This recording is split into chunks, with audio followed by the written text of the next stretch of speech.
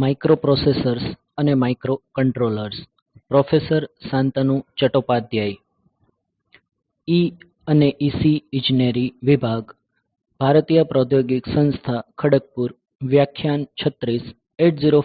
Programming examples. હવે પછી આપણે આ 8051 સિસ્ટમ્સ માટે કેટલાક પ્રોગ્રામિંગ ઉદાહરણો શોધીશું. તેથી 8051 માઇક્રોકન્ટ્રોલર આપણે જોયું છે કે તે ઘણી ઇન્સટ્રકશન કરી શકે છે અને આપણે તેનો ઉપયોગ ઘણી એમ્બેડેડ એપ્લીકેશનો ડિઝાઇન કરવા માટે પણ કરી શકીએ છીએ. તેથી આ સિસ્ટમનો કેવી રીતે ઉપયોગ કરી શકાય છે તેની વધુ સારી સમજ મેળવવા માટે આપણે 8051 ના કેટલાક પ્રોગ્રામિંગ ઉદાહરણો જોઈશું. આપણે જે પ્રથમ ઉદાહરણ તરફ ધ્યાન આપીશું તે એ છે કે ત્યાં 10 બાઈટનો ડેટા છે જે RAM લોકેશન 50 કલાકથી સ્ટોર છે અને પછી આપણે આ સંખ્યાઓની સરેરાશની ગણતરી કરવા માંગીએ છીએ અને પરિણામને મેમરી લોકેશનમાં 40 કલાક સ્ટોર કરવા માંગીએ છીએ અને તે પછી કોડ ફ્રેગમેન્ટ એ જોવાનો પ્રયાસ કરશે કે પ્રોગ્રામની સાઈઝ શું છે અને તેના એક્ઝીક્યુશન માટે કેટલો સમય જરૂરી છે, એવું ધારીને કે આપણી પાસે જે ક્રિસ્ટલ છે તે 11.0582 મેગાહર્ટ્ઝ છે. તેથી હું જે પ્રોગ્રામ લખવાનો પ્રયત્ન કરીશ તે આના જેવો છે. તેની પાસે આ 50 હશે, તેમાં આ 50 કલાકનો નંબર હશે. તે RAM લોકેશનથી મેમરી લોકેશન છે જે 50 કલાક નંબરને સ્ટોર કરે છે. RAM લોકેશનથી 50 કલાક પછી નંબરો આ 50 કલાક માટે સ્ટોર કરવામાં આવે છે. આપણે R0 રજિસ્ટરમાં સૌ પ્રથમ જે કરીએ છીએ તે મૂલ્ય 50H ને મૂવ કરવાનું છે કારણ કે આ R0 નો ઉપયોગ આ મેમરી લોકેશનના આ 50 ને એક્સેસ કરવા માટે ઇન્ડેક્સ તરીકે કરવામાં આવશે. તેથી સૌ પ્રથમ R0 રજિસ્ટરમાં આપણે 50H ના વેલ્યુમાં આગળ વધીએ છીએ અને ત્યાં 10 નંબર છે અને તે તમારા માટે રજિસ્ટર R5 માં મૂવ કરે છે. તેથી MOV R510 છે. કારણ કે આ ડેશિમલ નંબર 10 છે તેથી તમે ત્યાં AH મૂકશો નહીં, તો તમે ફક્ત 10 લખો. પછી આપણે MOV BR5 કહીશું.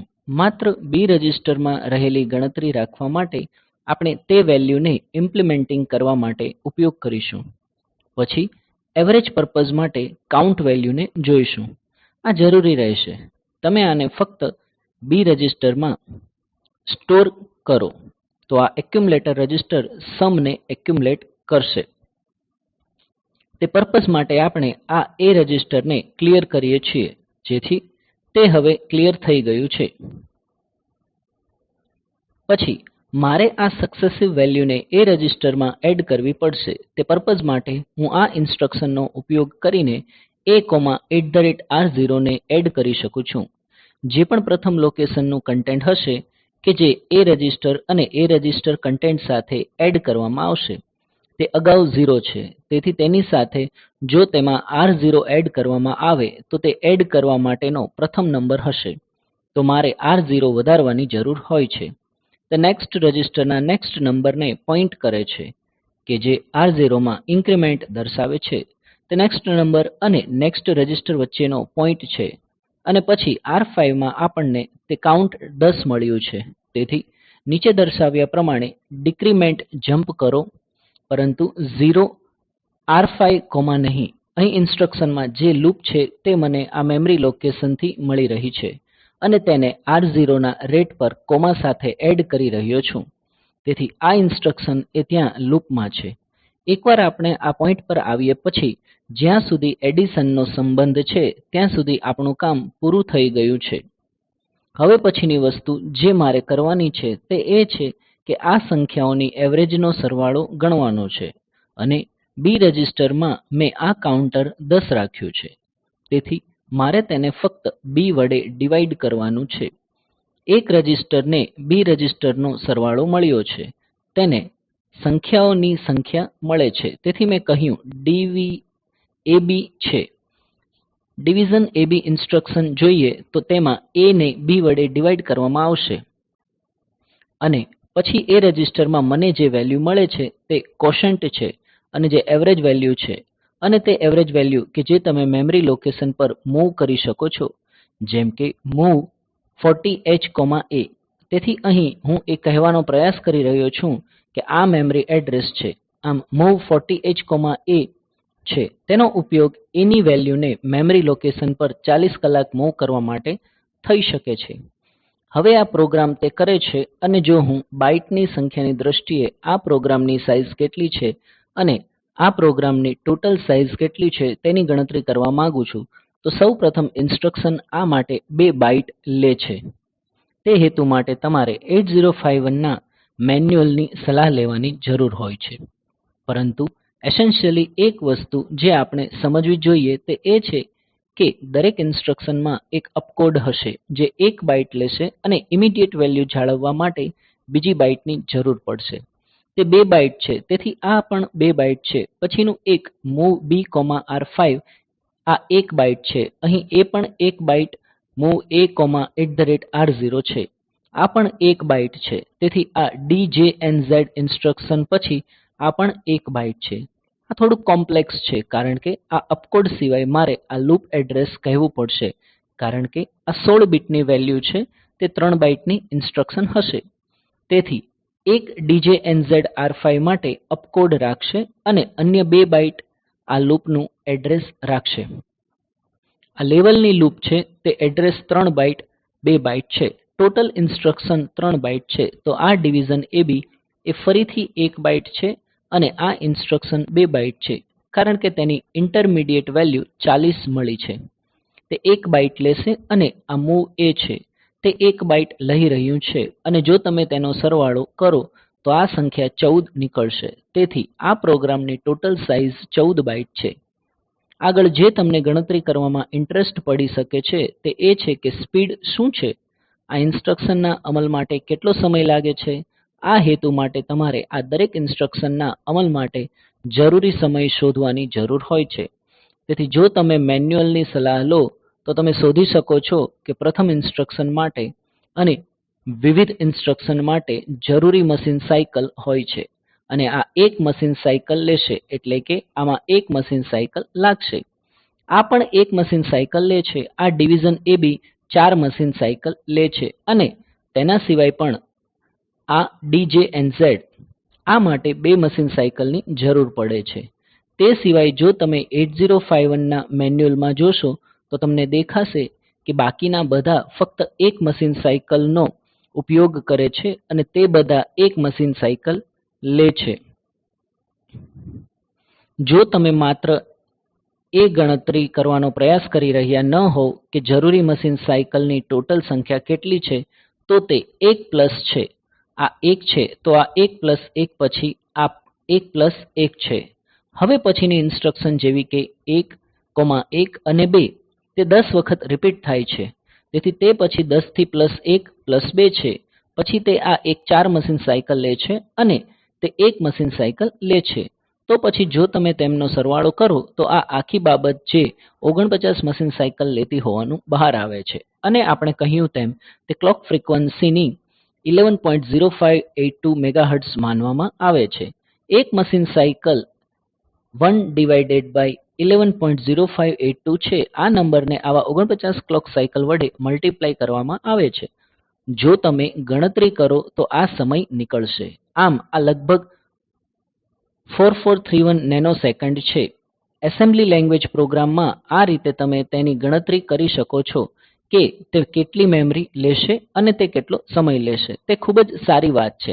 તે એસેમ્બલી લેંગ્વેજ પ્રોગ્રામિંગનો ખૂબ જ મજબૂત પોઈન્ટ છે, કારણ કે અહીં તમે ચોક્કસપણે કહી શકો છો કે પ્રોગ્રામને અમલમાં મૂકવા માટે કેટલો સમય લાગશે અને પ્રોગ્રામને કેટલી સ્પેસ જોઈશે. અને જો તમે હાઈ લેવલ લેંગ્વેજમાં કેટલાક પ્રોગ્રામ લખી રહ્યા હોવ તો તમે તેને સાચી રીતે કહી શકતા નથી.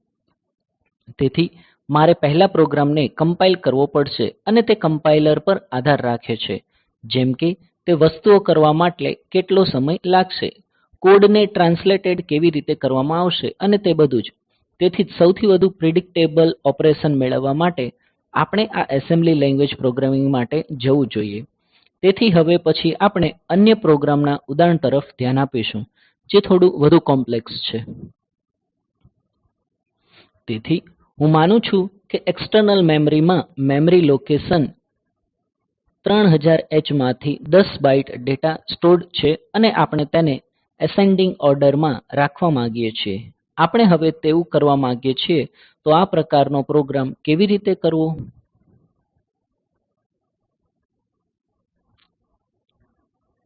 તેથી આ પ્રકારના પ્રોગ્રામ કરવા માટે તે મેમરી લોકેશન 3000 H થી શરૂ થાય છે અને 3000 H મેમરી લોકેશનથી નંબરો સ્ટોર કરવામાં આવે છે અને આવા 10 નંબરો છે.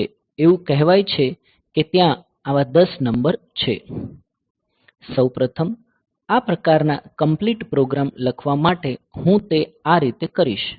આપણે કેટલાક સ્પેશિયલ નોટેશન રજૂ કરીશું જે એસેમ્બલર ડાયરેક્ટિવ તરીકે ઓળખાય છે.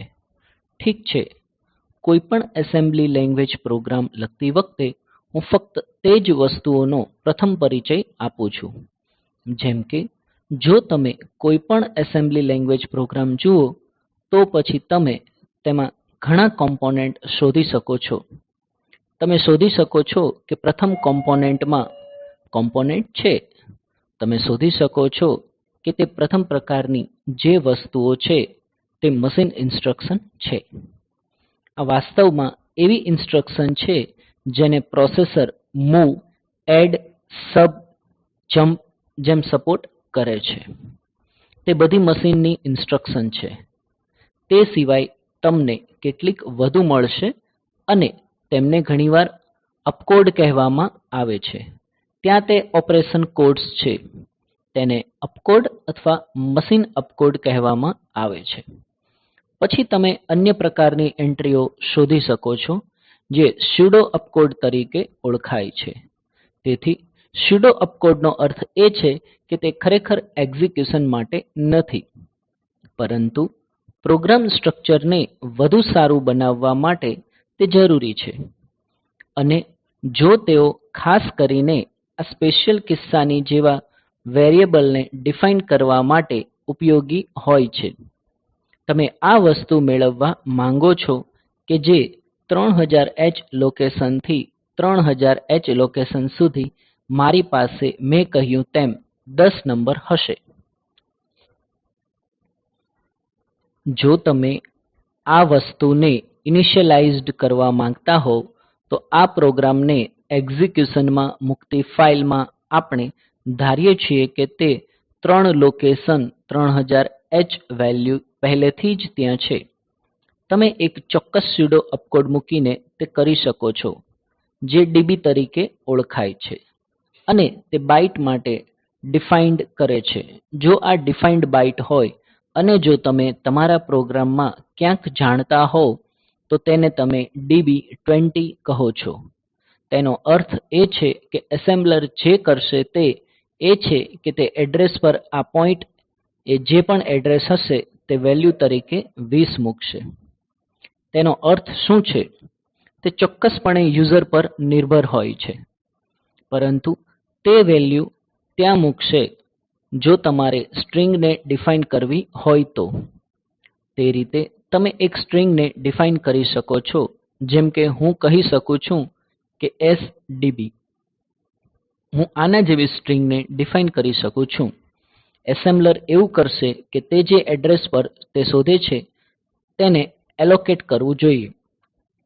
તે કરશે પ્રથમ લોકેશનના પ્રથમ કેરેક્ટરમાં તે H ને બીજું લોકેશન મૂકશે અને જે ત્રીજું લોકેશન હશે ત્યાં L મૂકશે.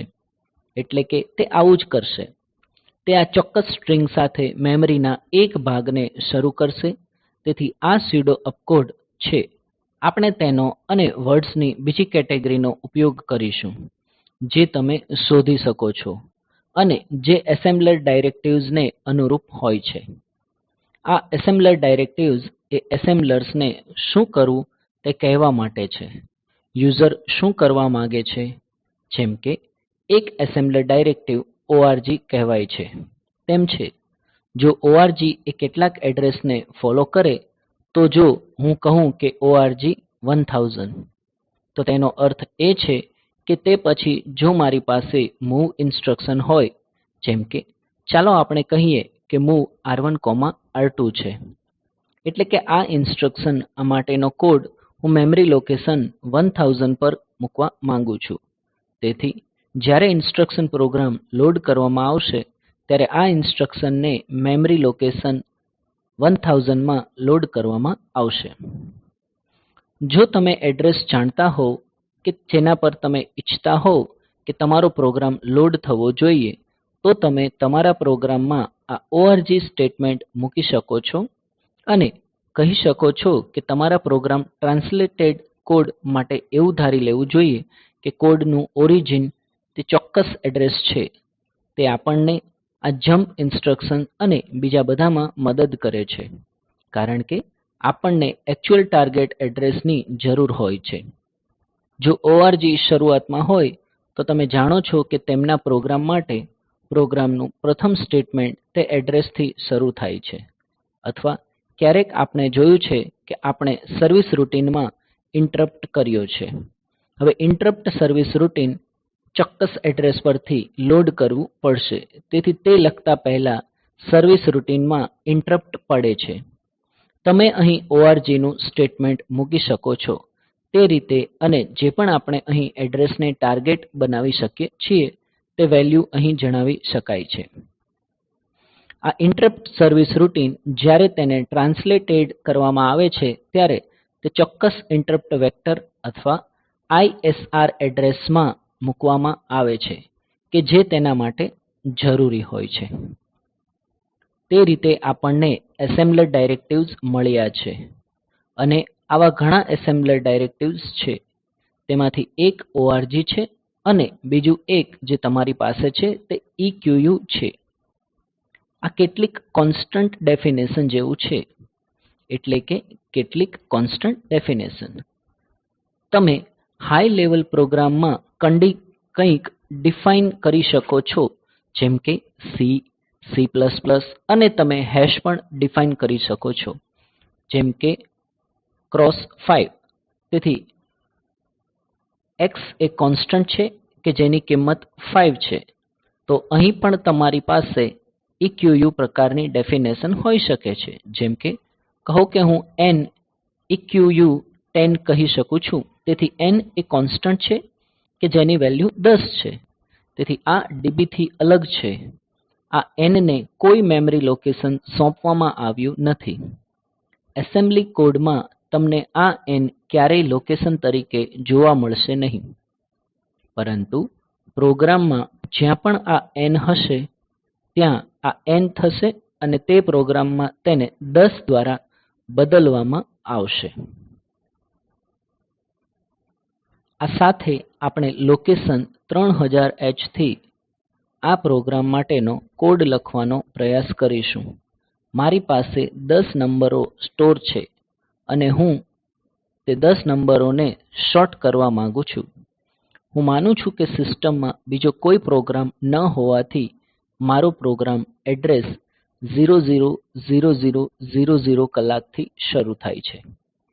જો તમે જાણતા હો કે તમારી સિસ્ટમમાં અલગ એડ્રેસ છે, તો તમારી RAM કોઈ અલગ એડ્રેસની હોઈ શકે છે. તો પછી તમે ત્યાં બીજી કોઈ વેલ્યુ મૂકી શકો છો. તો પછી આ N તેને કોન્સ્ટન્ટ તરીકે લે છે જે 10 છે. પછીથી જો આવતીકાલે મારે 20 નંબર સોલ્વ કરવાનો હોય તો હું ફક્ત આ વેલ્યુને 10 થી 20 તરીકે ચેન્જ કરી શકું છું, અને મારે આખો પ્રોગ્રામ ચેન્જ કરવાની જરૂર નથી હોતી. હું બીજું ટેમ્પરરી લોકેશન લઉં છું કે જેને મેં મૂળભૂત રીતે આ એક્ષચેન્જ કરવા માટે 10 પર કૉલ કર્યો હતો, અને હું તે હેતુ માટે 50 કલાકની લોકેશન લઉં છું. તેથી આ 50 કલાક એક ટેમ્પરરી RAM નું લોકેશન છે, જેનો ઉપયોગ હું વેરીએબલ્સની એક્ષચેન્જ કરવા માટે સ્ક્રેચપેડ તરીકે કરીશ. અને જો ડેટા આઇટમ્સ તે સમયે ઓર્ડરમાં ન હોય તો તેની એક્ષચેન્જ કરવામાં આવે છે. સ્ટાર્ટ એડ્રેસ 3000 તરીકે સ્ટોર્ડ કરવામાં આવે છે.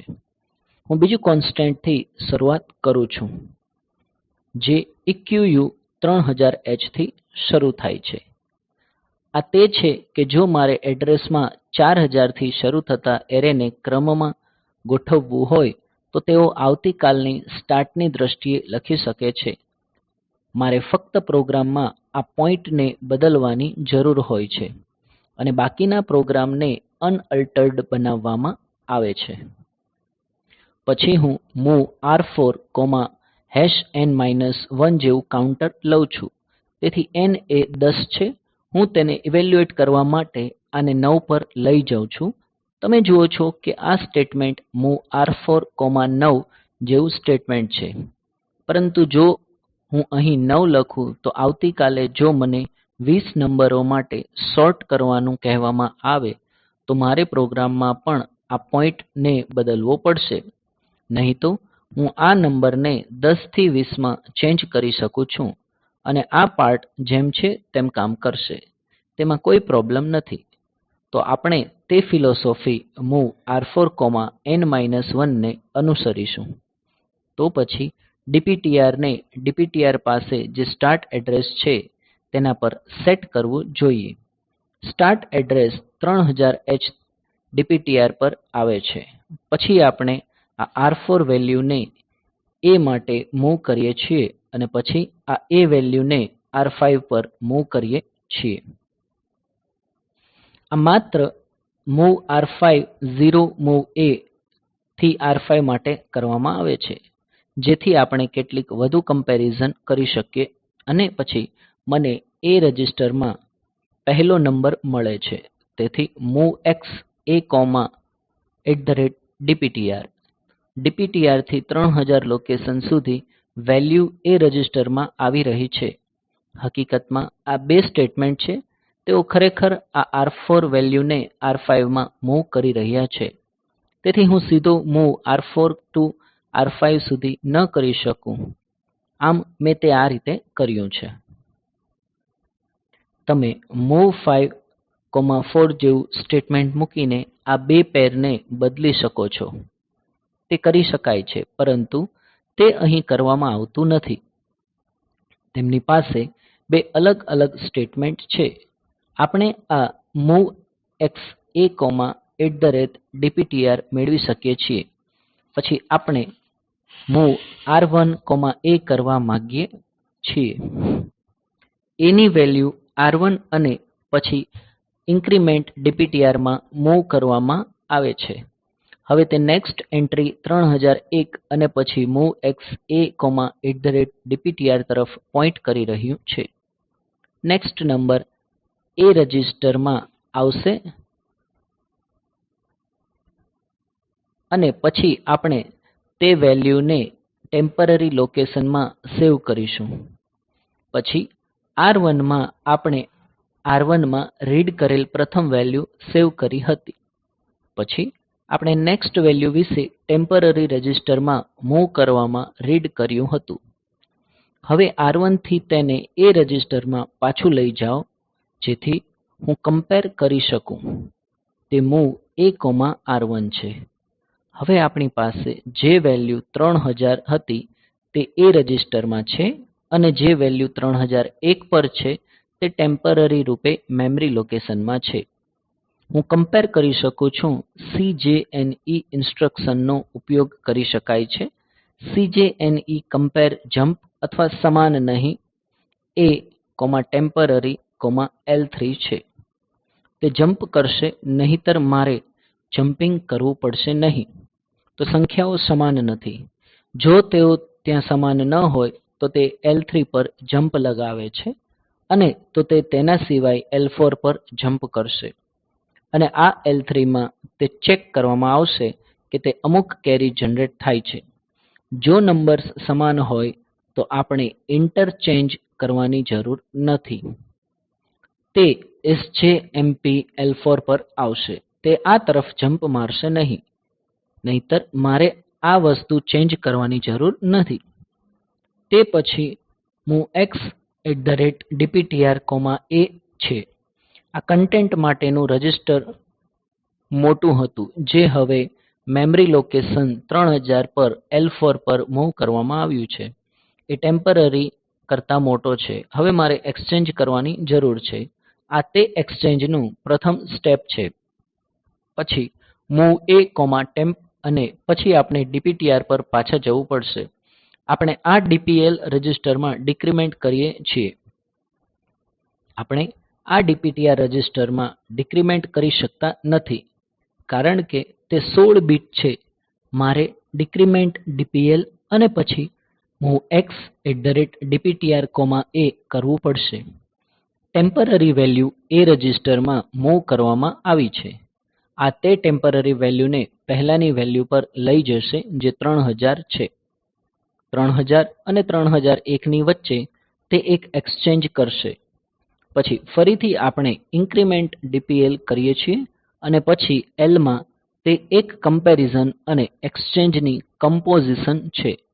આપણે જોવું પડશે કે શું કમ્પેરીઝન આ DJNZ R5L2 દ્વારા કરવામાં આવે છે કે જ્યાં L2 એ ઇન્સ્ટ્રક્સન L2 છે. આપણે R5 માં ડીક્રીમેન્ટ કરવાની જરૂર છે અને જો તે 0 ન હોય તો તે આ L2 પર આવશે જેથી કરીને આપણે મેમરી માંથી નેક્સ્ટ નંબર લઈ શકીએ જે DJNZ R5L2 છે અને આ એક લૂપ પૂરી કરશે. તેની ટોપ પર તમારી પાસે બીજું હોવું જોઈએ જે R4 દ્વારા હોય. DJNZ R4L1 જ્યાં આ L1 આનું લોકેશન છે. આ આઉટસાઇડર નું નેક્સ્ટ ઇટરેશન શરૂ કરી રહ્યું છે. કમ્પેરીઝન માટે તમે સોર્ટિંગ જાણો છો કે આપણે લૂપ્સ કરવી જોઈએ અને તે બે લૂપ્સ છે જેઓ નેસ્ટેડ ફેશન પ્રમાણે કાર્ય કરશે.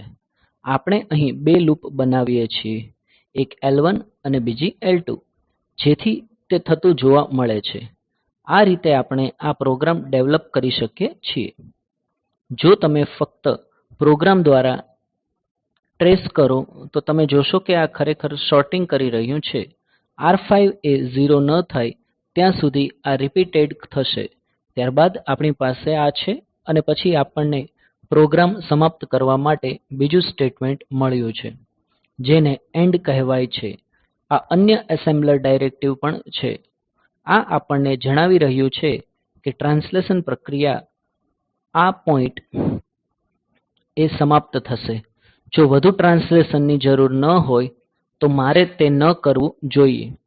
આમ આ ઉપયોગી છે કારણ કે ઘણી વખતે જે થાય છે તે પ્રોગ્રામના ડેવલપમેન્ટના ફેઝ માં થાય છે. આપણે ઘણી રૂટીન લખીએ છીએ અને આપણે તેને ખરેખર આપણા ફાઇનલ કોડ માં મૂકવા માંગતા નથી, પરંતુ જો ફાઇનલ કોડમાં કંઈક થઈ રહ્યું છે તો પછી કદાચ ડીબગિંગ ના પર્પઝ માટે આપણે તે કોડ્સને ફરીથી છોડી દેવાની જરૂર છે. તે કામ માટે આ એન્ડ ડાયરેક્ટિવ ઉપયોગી થઈ શકે છે. જેમ કે જ્યારે હું કહું છું કે આ મારો કમ્પ્લીટ પ્રોગ્રામ છે જે મેં લખ્યો છે, ત્યારે કદાચ છેવટે હું જોઉં છું કે સિસ્ટમના સાચા ઓપરેશન માટે મારે ફક્ત આટલા બધા પ્રોગ્રામની જ જરૂર છે. આ તબક્કે મેં મારી એસેમ્બલી લેંગ્વેજ ફાઇલમાં એન્ડ લખ્યો છે જેથી આ પાર્ટ ટ્રાન્સલેટ ન થાય.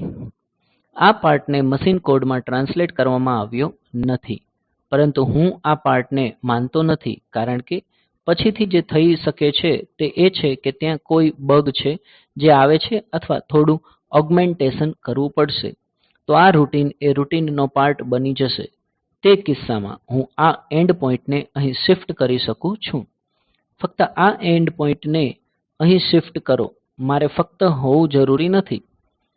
જો મારી સાથે મળીને પ્રોગ્રામ ફરીથી લખવો ન પડે તો મારે બધું જ વ્યવસ્થિત કરવાની જરૂર નથી. આ રીતે આપણે આ પ્રોગ્રામને મશીન કોડમાં ટ્રાન્સલેટ કરી શકીએ છીએ અને સિલેક્ટેડ પોર્શન લઈ શકાય છે. હવે જ્યારે તમે આ ટ્રાન્સલેશનને આપણી પાસેના પ્રોગ્રામની જેમ કરી રહ્યા હોવ ત્યારે આપણે લખી રહ્યા છીએ તે એસેમ્બલી લેંગ્વેજ પ્રોગ્રામ છે. કદાચ પ્રોગ્રામનું નામ પ્રોગ્રામ 1 છે. આમાં સામાન્ય રીતે ASM નું એક્સટેન્શન હોય છે, પ્રોગ્રામ 1.asm. જ્યારે આ એસેમ્બલર એસેમ્બલી પ્રોસેસ માંથી પસાર થાય છે ત્યારે નંબર 1 આઉટપુટ ચોક્કસપણે એક્ઝિક્યુટેબલ વર્ઝન છે. આ પ્રોગ્રામ મશીન કોડને ટ્રાન્સલેટ કરે છે જે બીજા આઉટપુટ પ્રોડ્યુસ કરે છે જેને લિસ્ટ ફાઇલ તરીકે ઓળખવામાં આવે છે. આ પ્રોગ્રામ કોડ આઉટપુટ છે. આ પ્રોસેસરને સમજવા માટે છે, પરંતુ આની ફાઇલ લિસ્ટ એ માનવના સમજવા માટે છે અને આ ફાઇલ લિસ્ટમાં આપણને પ્રોગ્રામ સ્ટેટમેન્ટ્સ અને તેના સંબંધિત કોડ્સ મળ્યા છે. જો મને MOV R1A એ જેવું સ્ટેટમેન્ટ મળ્યું હોય તો પછી શું થશે કે લિસ્ટ ફાઇલમાં પહેલા સંબંધિત એડ્રેસ ત્યાં હશે કે જેના પર આ સ્ટેટમેન્ટ મૂકવામાં આવી રહ્યું છે. તે એડ્રેસ ત્યાં હશે અને પછી કોડ એટલે કે સંબંધિત કોડ જેમાં આ ઓપરેશન કરવા માટે જનરેટ કરવામાં આવે છે. આ ઇન્સટ્રકશન માટે તે કોડ હશે અને પછી ઇન્સટ્રકશન પણ અહીં લખવામાં આવશે. તેથી આખા પ્રોગ્રામ માટે આ રીતે તમામ સ્ટેટમેન્ટ બતાવવામાં આવશે, એક પછી એક લખવામાં આવશે કે તેમના એડ્રેસ બતાવવામાં આવશે અને તેમના કોડ પણ બતાવવામાં આવશે.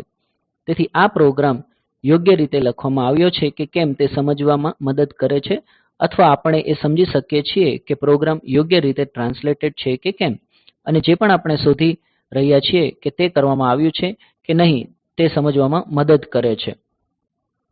આ ઉપરાંત જો એસેમ્બલી પ્રોસેસમાં થોડી એરર હોય તો તેને ફ્લેશ કરી શકાય છે. આ એરર મેસેજ અહીં ક્યાંક હોઈ શકે છે. આપણે સમજીએ છીએ કે આ સ્ટેટમેન્ટનું ટ્રાન્સલેટિંગ કરતી વખતે ત્યાં એક એરર હતી. આપણે asm ફાઇલમાં આ એરર સુધારી શકીએ છીએ અને ફરીથી તેને એસેમ્બલી માટે આપી શકાય છે. આ ખાસ ફાઇલને લિસ્ટ ફાઇલ કહેવામાં આવે છે. તેથી હું કહીશ કે જ્યારે પણ તમે એસેમ્બલી લેંગ્વેજ પ્રોગ્રામ કરી રહ્યા હોવ ત્યારે તમારે કેટલીક એસેમ્બલીની મદદ લેવી જોઈએ કારણ કે લેંગ્વેજ કોમ્પ્લેક્સ છે. તમે એસેમ્બલરની મદદ લો અને આ કોડ સિવાય તૈયાર કરવામાં આવેલ લિસ્ટ ફાઇલને જુઓ. કોડ કંઈપણ સમજી શકશે નહીં કારણ કે તે બાઈનરી ફાઇલ હોય છે, પરંતુ આ લિસ્ટ ફાઇલ એ એક ટેક્સ્ટ ફાઇલ છે. આપણી પાસે આ ટેક્સ્ટ ફાઇલમાં એક નજર નાખી શકીએ છીએ અને કોડના ટ્રાન્સલેટેડ વર્ઝનમાં શું છે તે જોઈ શકીએ છીએ, અને જો ત્યાં એરર હોય તો આપણે બીજાને જોઈ શકીએ છીએ અને પછી પાછા જઈ શકીએ છીએ અને એસેમ્બલી લેંગ્વેજ ફાઇલને સુધારી શકીએ છીએ.